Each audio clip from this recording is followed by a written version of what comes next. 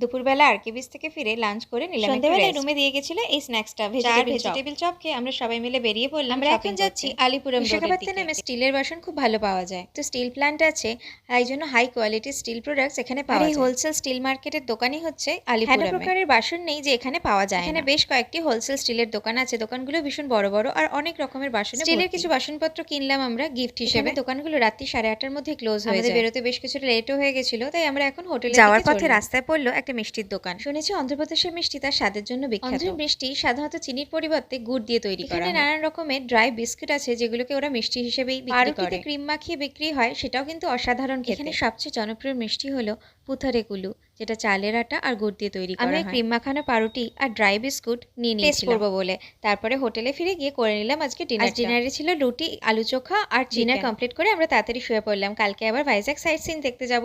চলো দেখতে থাকো বন্ধুরা।